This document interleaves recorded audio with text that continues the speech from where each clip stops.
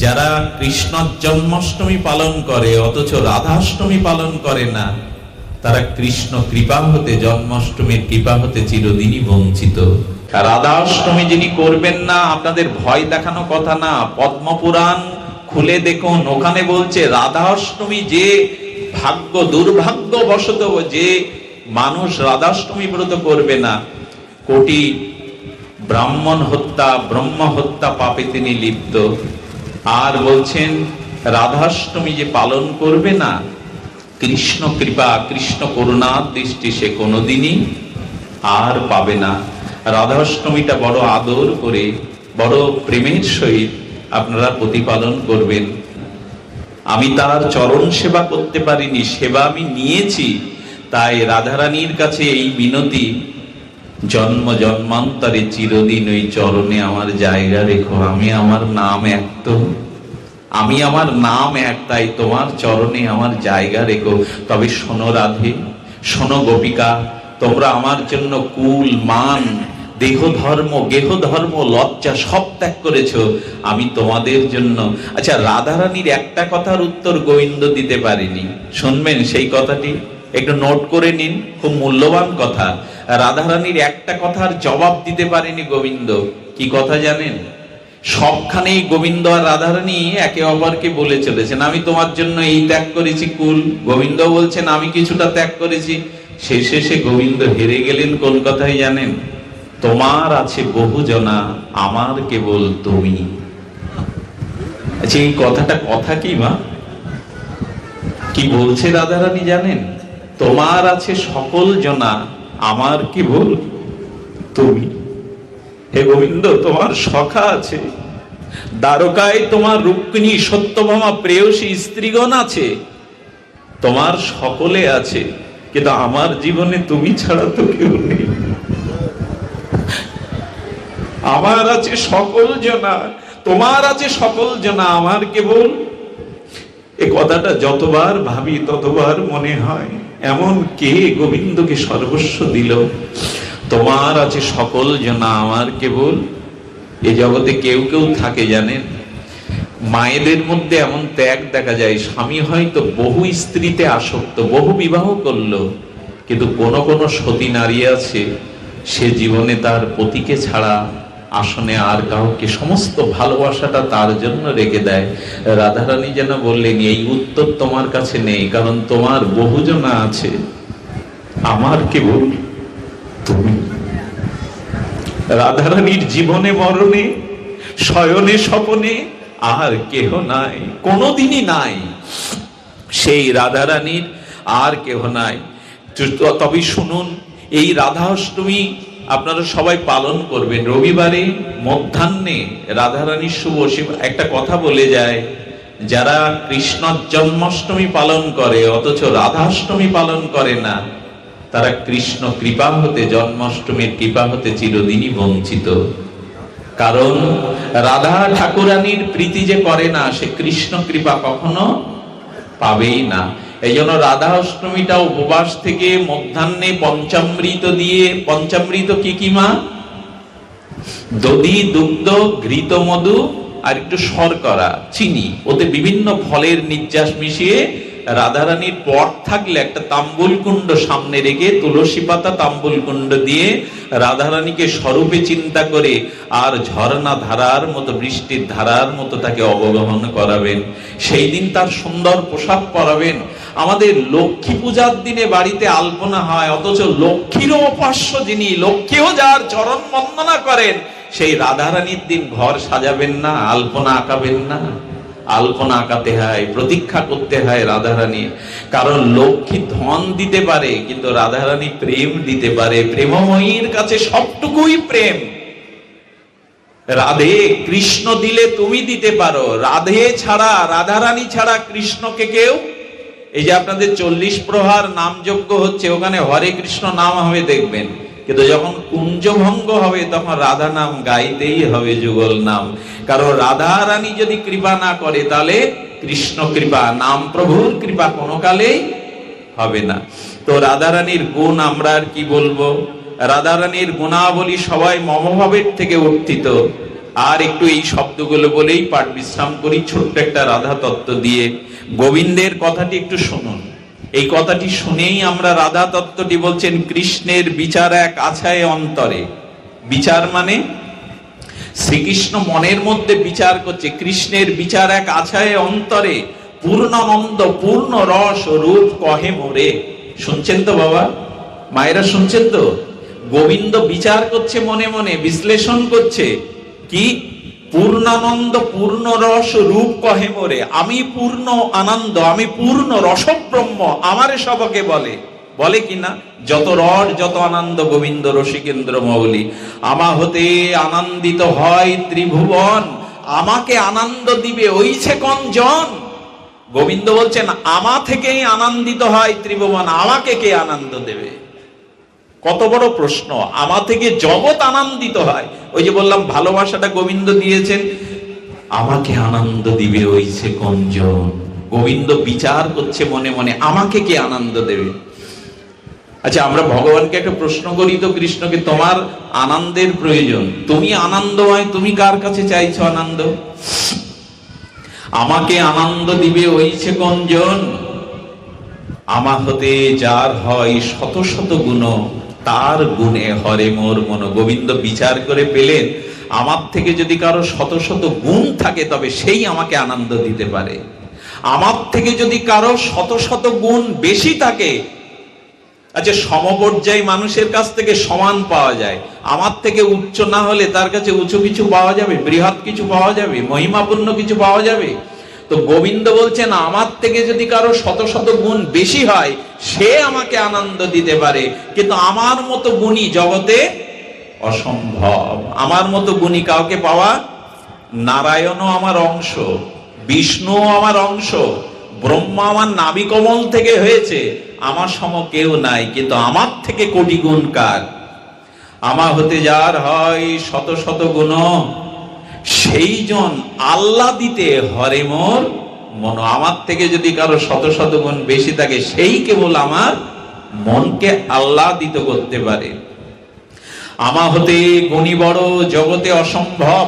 বাবা শুনছেন, বাইরে যারা আছে শুনছেন, গোবিন্দ আঙুল তুলে বিচার করছেন, আমার থেকে গুণী বড় জগতে অসম্ভব, আমার থেকে গুণিয়ে জগতে কেউ নয়। গোবিন্দ বিচার করে অঙ্কের ভাগফল কি লিখলেন জানেন? লিখে নিন আপনারা, হৃদয়ে লিখুন, হৃদয়ে, কাগজে না, হৃদয়ে লিখুন। আমা হতে গুণী বড় জগতে অসম্ভব, একলি রাধাতে তাহা করি অনুভব। আমি বিচার করে পেলাম, আমার থেকে যদি কারো শত শত গুণ বেশি থাকে তবে একমাত্র সেটা আছে রাধা ঠাকুরানীতে, প্রেমময়ীতে, আর কারো মধ্যে এটা নাই। এই শব্দগুলো বাঁধিয়ে রাখুন হৃদয়ে। রাধা দাস্য ছাড়া, রাধা করুণা কটাক্ষ ছাড়া আমাদের কিছু পাওয়া যাবে না।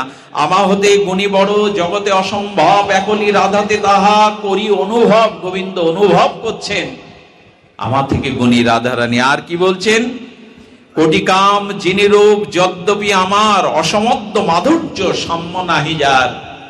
জীবনে কামদেব, কামদেব মদন, মদন মানে কামদেব, কামের অধিদেবতা হলো মদন। এই মদন ব্রহ্মাকে মোহিত করেছে, যোগী ঋষির মোহিত করেছে, শেষ পর্যন্ত ভগবান শিবকে পঞ্চস্বরে বান মারলেন। ভগবান শিবের কাম এলো না বটে, কিন্তু ক্রোধ এসে তার ত্রিনয়ন দিয়ে কামকে অতনু করে দিলেন, পুড়িয়ে দিলেন। কাম তখন অঙ্গুলি উত্তোলন করে বলল, কাম বলছে আমি দেবতাদের পরাস্ত করেছি, ইন্দ্রকে আমি বিশ্বামিত্রের মতো তপস্বীকে কাম দিয়ে পরাস্ত করেছি, কামে পরাস্ত কে হয়নি? দেবতা, ঋষি, যক্ষ, রক্ষ সকলেই। শেষ পর্যন্ত ব্রহ্মাকেও আমি কামনা দিয়ে বশ করেছি।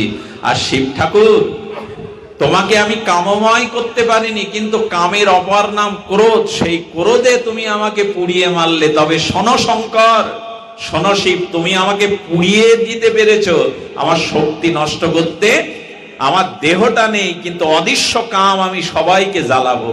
ঠাকুর বললেন আমার বড় ভুল হয়ে গেছে, নিজে নিজে বিচার, কামকে পুড়িয়ে কোনো লাভ নেই, ওর দেহটা পড়ালাম কিন্তু ওর অস্তিত্ব নাশ করতে।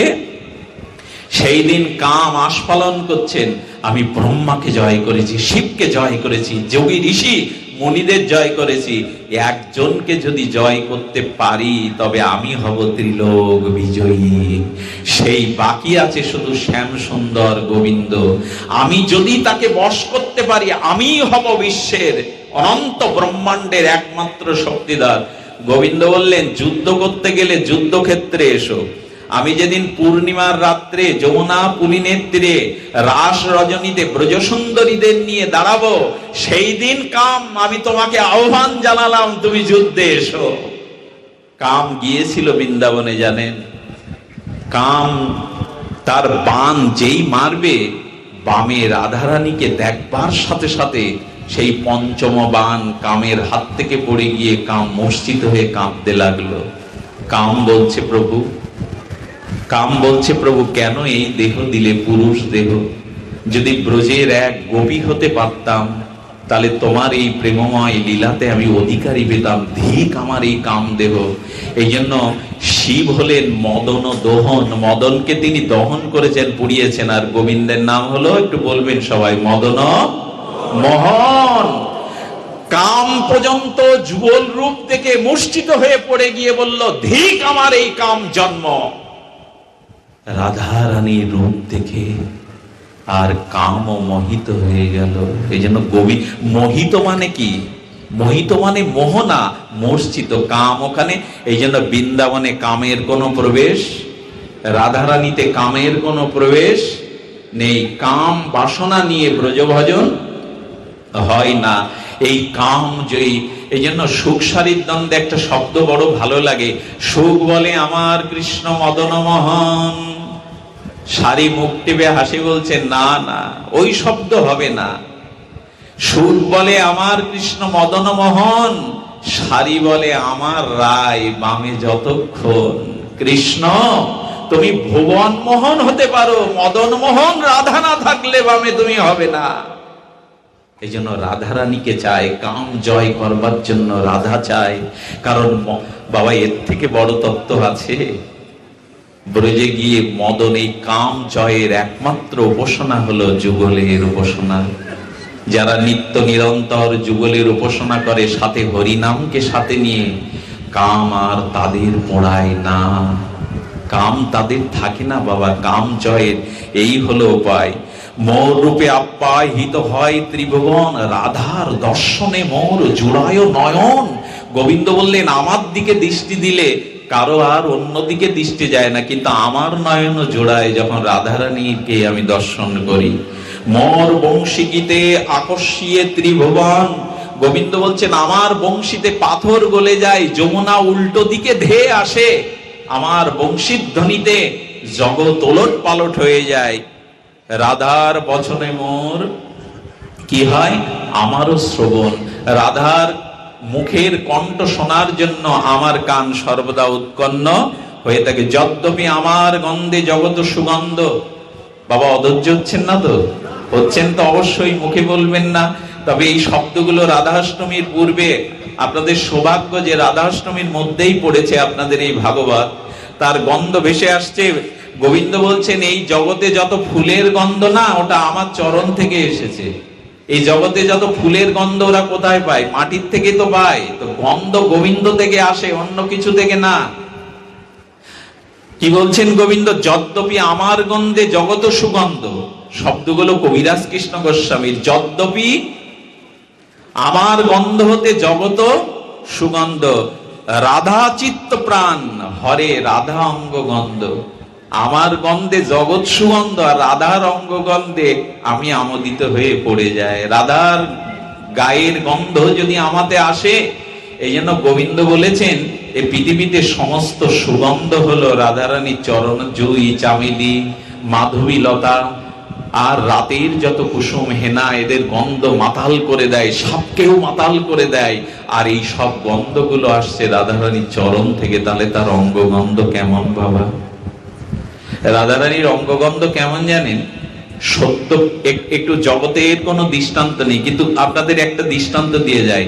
সদ্য প্রস্ফুটিত কমল, মানে পদ্ম ফুলের মধ্যে যে গন্ধ থাকে, সদ্য ফোটা পদ্ম ফুলের সাথে, আর যদি সুচন্দন ঘষে, ওই চন্দন, ঘষা চন্দন, সুগন্ধি চন্দন আর পদ্ম ফুলের গন্ধ একসাথে করা যায়, তবে কিঞ্চিত রাধারানীর অঙ্গগন্ধের আর একটু এইটা বোঝানো যায়। যদ্যপি আমার রসে জগত সুরস, রাধার অধর রসে আমা করে বস। যদ্যপি আমার স্পর্শ কোটিন্দ্র শীতল, রাধিকার স্পর্শে মোর পরে সুশীতল। আর নয়, এই মতো জগতের সুখে আমি হেতু, রাধিকার রূপ গুণ আমার জীবাতু। এ কথা বাবা, এটি কি শব্দ মাত্র? এটি কি অক্ষর মাত্র? গোবিন্দ বললেন এই মতো জগতের সুখের আমি হেতু, সমস্ত সুখের হেতু আমি, রাধিকার রূপ গুণ আমার জীবাতু। এইটুকুই রাধারানীর তত্ত্ব আপনাদের জানালাম। পরিশেষে রাধাষ্টমীর দিনে একটু কথা বলে যায়। আর রাধাষ্টমী যে পালন করবে না উপবাসিতি থেকে, আর পদ্মপুরাণ বলে চলেছেন তিনি কোটি ব্রহ্ম হত্যা পাবে লিপ্ত হবেন। রাধাষ্টমী যিনি করবেন না, আপনাদের ভয় দেখানো কথা না, পদ্মপুরাণ খুলে দেখুন, ওখানে বলছে রাধাষ্টমী যে ভাগ্য দুর্ভাগ্য বশত যে মানুষ রাধাষ্টমী ব্রত করবে না, কোটি ব্রাহ্মণ হত্যা ব্রহ্ম হত্যা পাপে তিনি লিপ্ত। আর বলছেন রাধাষ্টমী যে পালন করবে না, কৃষ্ণ কৃপা কৃষ্ণ করুণার দৃষ্টি সে কোনোদিনই আর পাবে না। রাধাষ্টমীটা বড় আদর করে, বড় প্রেমের সহিত আপনারা প্রতিপালন করবেন, কারণ এত বড় করুণা নিয়ে জগতে আর কেউ আসেনি, এত বিশুদ্ধ প্রেমময়ী আর জগতে আসেনি। তো রাধারানীর কথা আজ আর বলবার সময় নাই, বহু দূর দূরান্ত থেকে এসেছেন, আমাকেও ফিরে যেতে সেই ভোরের আজান পড়ে যাবে। ফিরে যাওয়ার আগে আমি অসুস্থ ছিলাম, জ্বর, কিন্তু সৎসঙ্গের মহিমা দেখুন, এখন আমি শীতল, এখন আমি অত্যন্ত সুস্থ। জ্বরে মাথা কাঁপছিল, শান্তদা বলছে কিছু ওষুধ নিয়ে নিয়ে, বললাম ওষুধ আছে, যেখানে গেলে ভবরোগ সেরে যায়, হৃদয়ের কামরোগ সেরে যায়, সেই সাধু সঙ্গ ওষুধ আছে। এই জন্য রাধারানীর মহিমায় আমরা শুধু এইটুকু আপনাদের জানিয়ে যাব, করুণাময়ী রাধারানীর কৃপাটি আর করুণাটি আপনারা একটু গ্রহণ করুন।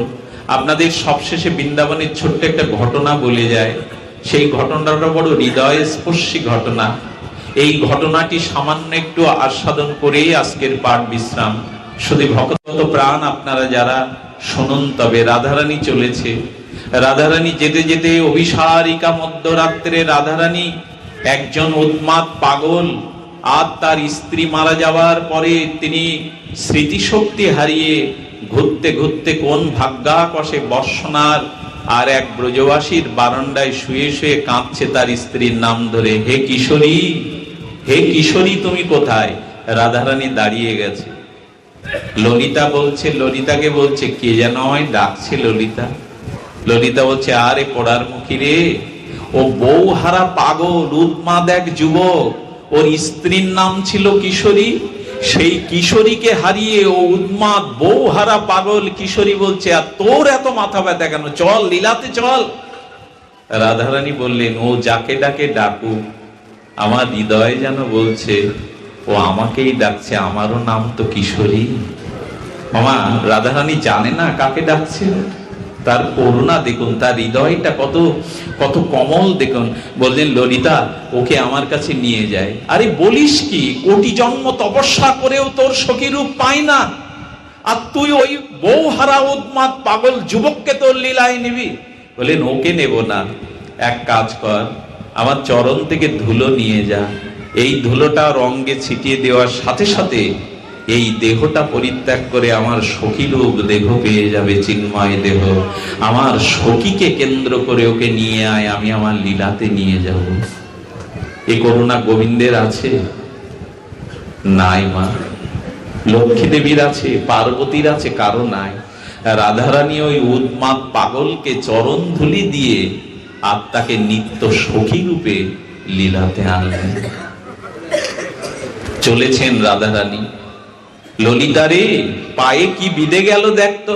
ললিতা বলছে আবার তোকে স্নান করতে হবে রাধে, তোর পায়ে মৃত শিবা বেঁধে গেছে। শিবা মানে শ্রীগাল, শিবা মানে শৃগাল।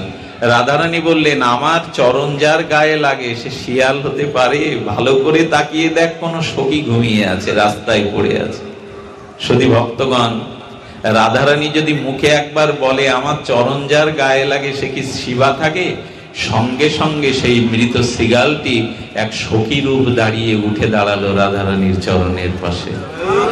আমি আপনাদের গল্প শোনাতে আসিনি, এটা বৃন্দাবনে ঘটে যাওয়া সাক্ষাৎ ঘটনা ছিল গুরু মহারাজের মুখে, আর আস্বাদন করেছি রাধা কুণ্ডে।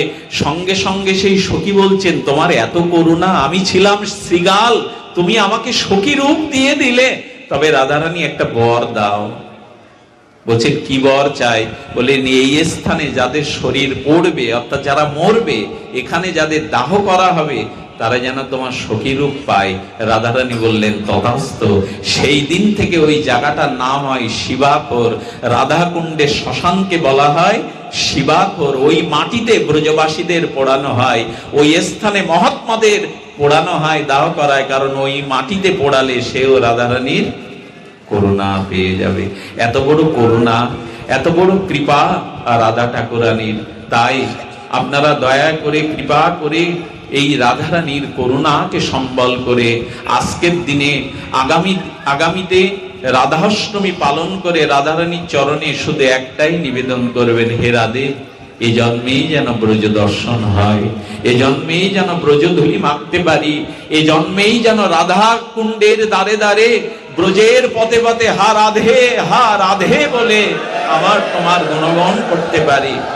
রাধা রানীর এই আকুতি জানিয়ে আজকের এই নামযজ্ঞের শুভগন্ধাদি অধিবাসের পরম মঙ্গল হোক, পরম কল্যাণ হোক, সেই কল্যাণ কামনা করে আজকের দিনে আমরা আপনাদেরকে সেই মন্ত্র দিয়েই পাঠ বিশ্রাম করব। সেই মন্ত্রটা আজ আপনাদের একটু শোনাতে স্বাদ হয়, তবে কণ্ঠ নাই, সেটি আমাদের ঠাকুর মশাই লিপিবদ্ধ করেছেন। রাধা কৃষ্ণ প্রাণ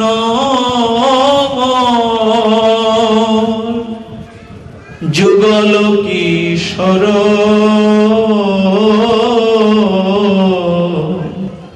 ব্যাসাসনে সুর দিতে নাই, গুরু মহারাজের নিষেধ। সুর দিলে এটা পদাবলী হয়ে যাবে। তবু গুরুচরণে ক্ষমা চেয়ে কেন জানি না উৎসারিত হয়ে আসলো। রাধা কৃষ্ণ প্রাণ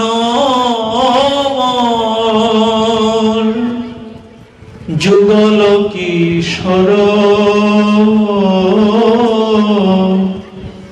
জীবনে মরণে গতি আর নাহি মর।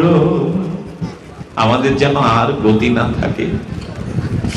কালিন্দির কুলে কেলি কদম্বের বন, ভাবিত সেই যমুনার কুলে কদম্ব মূলে রাধা মাধবকে বসিয়েছি। রতন বেদীর পরে বসাব দুজন, এই ভক্তের অভিলাষ। শ্যাম গৌরী অঙ্গে দিব সুয়া চন্দন গন্ধ, চামর ঢোলাবে কবে হেরি মুখ চন্দ্র, গাথিয়া মালতীর মালা পরাব দোহার গলে। ওই এসাত তো জাগে না, কবে মনের মানুষে মালা গেতে তোমাকে পরাবো। গাথিয়া মালতীর মালা পরাব দোহার গলে, অধরে তুলিয়া দিব কর্পূর তাম্বুলে। ললিতা বিশাখাজি যত সখী বৃন্দ আজ্ঞায় করিব সেবা চরণারবিন্দ।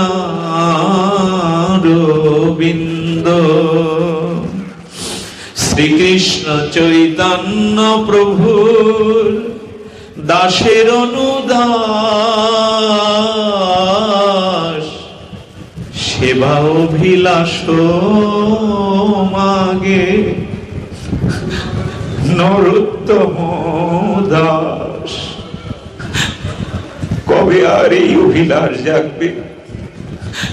কবে রাধা দাসের গৌর দাসের দাস অনুদাস হয়ে এই অভিলাষ কবে জাগবে? ধন্য হন আপনারা, ধন্য হোক আপনাদের কৃষ্ণ প্রেম।